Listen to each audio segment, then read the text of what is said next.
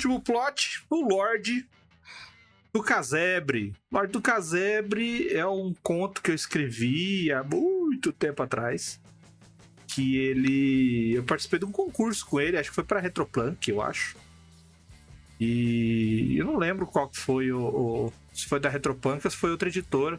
Eu lembro que eu ganhei o concurso, eu ganhei o rastro de Chuchulo por ter ganhado esse concurso. E é o que eu vou apresentar. Não vou falar da história em si do Lorde do Casebre, mas é baseado nela, misturado com uma coisa que eu já usei no início de história para testar algumas mecânicas e ficou legal. Qual que é a ideia? A ideia é a seguinte: existe uma cabana abandonada em volta nos arredores de uma cidade, não? Cidade pequena e bem precária, tá? Bem precarizada, sem recursos, sem riqueza. A população mal consegue coisas para elas, né? Para as pessoas. E os lords locais, os lords que comandam a região, gostam muito de pegar impostos, tá? Pegar impostos. E nessa cabana que fica nos arredores, ela abriga um senhor. Ele não é idoso, mas já é um adulto plus, saca? E um cara que sabe fazer muita coisa. Ele fala bem e faz muita coisa. Ele tem preparo em artesanato, ele tem preparo em marcenaria, ele sabe construir, ele sabe fazer conta, ele tem conhecimentos em alguns remédios, ele faz muita coisa e ele cria um molecote. E não gosta de conversa, eles se isolam nessa cabana que fica aí apoiada nessa pedra. É meio que a cabana foi construída ali em volta dessa pedra que serve até de parede num certo momento. E eles se isolam bastante, até que um dia chega uma galera mais poderosa da região. Alguém ligado ao nobre maioral que tá ali. Aí pode ser um duque, pode ser um conde, pode ser um barão, você que escolhe. E quando eles chegam lá, essa galera, eles começam a tocar o terror ali, sabe? Eles vão pegando coisa, vão intimando as pessoas, porque eles querem encontrar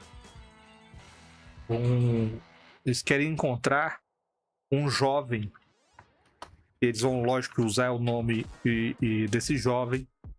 E é um nome importante, tá? O nome e o sobrenome é importante. Eles vão procurar essa pessoa. E, logicamente, essa pessoa é o jovem que está sendo cuidado por esse adulto plus aí dessa cabana. Qual é o plot? O plot é: esse molecote, meu amigo, é o filho do rei. Só que, para a população inteira, o rei e a rainha e o filho, eles morreram de uma doença. Mas, na verdade, o conselho do rei, o mago, o general e alguns nobres traíram o rei e mataram geral. Só que o cara, esse adulto plus aí que tá junto desse moleque, esse adulto plus era meio que o guarda-costas do rei. E antes de morrer, o rei falou: ó, cara, cata o moleque, leva embora e cuida dele. Qual é a ideia? A ideia é fazer com que esse moleque seja treinado para que no futuro ele volte e pegue o que era dele. Só que o moleque não sabe. Então, a partir daí, você vai começar uma história onde esse adulto plus pode ser o jogador treinando o menino, tomando cuidado de não contar pro menino o destino dele, porque se ele falar pra alguém, dançou. Então ele tem que proteger o moleque e proteger o moleque dele mesmo. Ou ele pode ser o moleque, o jogador pode ser o moleque, e o cara que tá treinando ele, o NPC. E o importante é ele treinar essa criança, esse adolescente, sem demonstrar para ele qual é o real destino enquanto eles estão sendo caçados. Então eles vão se mudar constantemente, vão ter que ir para novos lugares, aprender novas coisas, trabalhar de jeitos diferentes, até que ele tenha noção do que está acontecendo. E a partir daí, a partir da evolução desse menino, o guarda-costas vai começar a liberar pra ele coisas que ele conseguiu levar do castelo. Tipo a arma que era do rei, uma armadura, os itens que vão deixar esse personagem no poder certo de acordo com o nível dele. Qual que é o grande contexto desse plot? Se esse plot for para jogadores, você pode estabelecer esse NPC como um guardião para o grupo, onde alguém do grupo vai ser o moleque e os outros vão ser os amigos dele. Ou você pode fazer com que os velhos de todos eles ali sejam os jogadores em si. Mas que eles caminhem em frente à história gradativamente, descobrindo coisas, ganhando seus níveis e enfrentando associados menores daqueles que deram o golpe lá na frente. Então eles vão para certos lugares fugindo de perigos e buscando antigos aliados do rei que podem ajudar porque eles sabem desses segredos. Então fica uma história de vingança a longo prazo, tá? E que ela não é punitiva, ela é uma espécie de ressarcimento àquilo que foi tomado. Porque o que aconteceu ali foi o golpe. Traição, né? Usurpação e traição. Então o que foi dado foi o golpe. Então eles têm que recuperar para ele essa condição. E se os jogadores não forem nem o grupo, nem o cara e o grupo de amigos, eles podem, por exemplo, ajudar esses dois em determinado momento como um subarco. E aí você pode usar isso daí, inclusive, como contatos deles para outras coisas. Por exemplo, eles vão e ajudam eles no momento, aí eles se afastam, porque agora eles vão fazer outra coisa, aí lá na frente eles se encontram de novo, e aí eles vão ver que o menino e o tutor dele já estão evoluindo. Até chegar no ponto onde eles já estão com nível alto, e já estão com aquelas condições em que eles influenciam grandes áreas, até o reino, e aí eles são aliados do rei que retornou, entendeu? Aliados daqueles que estão tomando de volta o que era deles. Então cabe em aventuras longas, cabe em aventuras curtas, cabe para ser a aventura dos personagens e cabe para que os personagens ajudem os NPCs nessa quest. Eu gosto desse conceito do velho eremita, que na verdade é um mestre em alguma coisa, alguém muito foda na situação. É um conceito que eu achei muito repetido também em cultura japonesa, mídia japonesa, assim. Não sei exatamente de onde que eles tiram essa influência. Tem uma animação na Netflix muito excelente chamada Samurai de Olhos Azuis. E é uma história de vingança também. E a Samurai de Olhos Azuis em específico, ela vai morar com um ferreiro. Um velho ferreiro quando ela é órfã, ela tá ali sozinha, e cai um meteoro na quintal ali onde ela tá, e ele pega aquele meteoro pra fazer uma espada, e por consequência adota ela de certa forma, ou ela vai lá morar, ele é cego, vai lá morar com ela. E ele é um ferreiro pica, e ela aprende muita coisa com ele por conta dele ser um excelente ferreiro que vive no casebre lá. E aí depois ela vai executar a vingança dela em relação aos homens brancos que maltrataram a vida dela. Mas é bem legal. Eu acho que esse conceito, esse meio também de restauração, né? É mais ou menos aquilo que eu estava falando na parte que a gente falou sobre usurpação. Pode-se tomar um lado nessa briga entre o rei atual e o rei deposto. E aí cabe aos jogadores decidirem qual lado que eles vão apoiar. É uma coisa, é um plot na linha do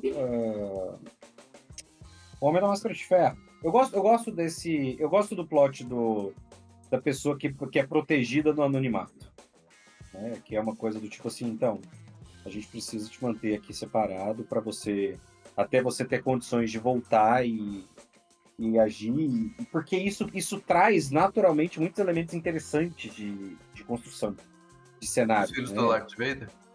Exatamente. Então, assim, você tem aquela coisa, você precisa minimizar a quantidade de pessoas que sabem, então você tem um fator de sigilo ali, que não é descartável, você tem alguém, às vezes você tem alguém que está permanentemente de olho, pode não estar ativamente de olho naquilo o tempo todo, mas está permanentemente com alguém, tipo, se pintar esse nome aí numa comunicação, eu preciso saber disso. O velho Bane. Exatamente, o velho Bane. Então, assim, você tá você tem esse elemento ali de construção em que você tem que manter a pessoa em segredo, mas a pessoa tem que ser treinada.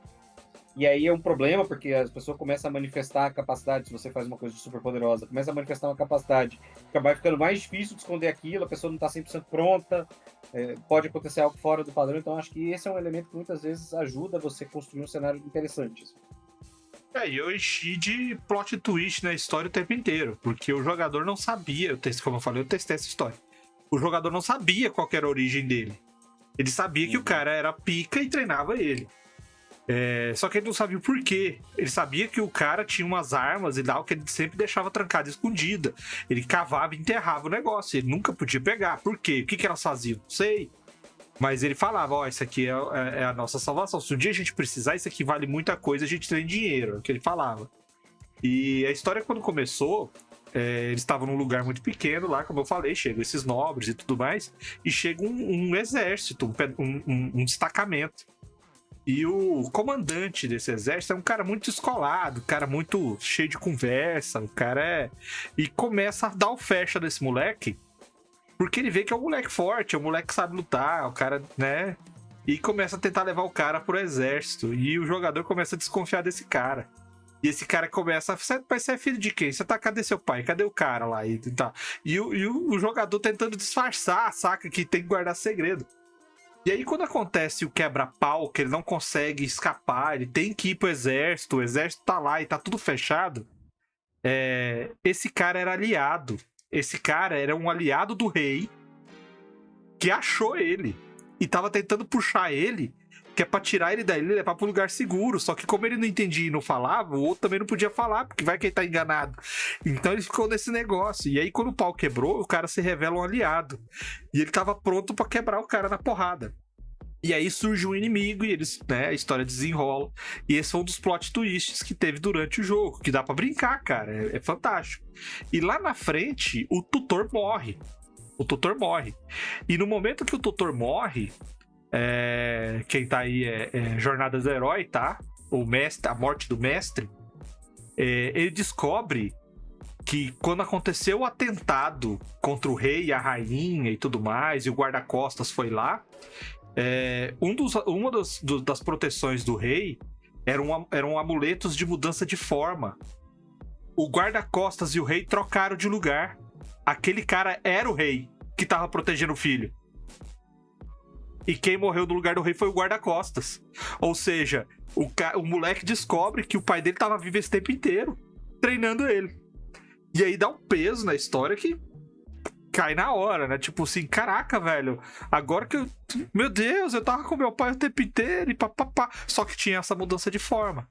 Então, assim, dá pra você jogar muita coisa aí e movimentar uma história que pode ser até longa, curta, como eu falei. Eu gosto. A história não terminou ainda com esse jogador. Como eu falei, eu criei essa história para testar recursos do sistema Eras. Foi quando eu fiz a última atualização. Foi baseada nesse plot aí.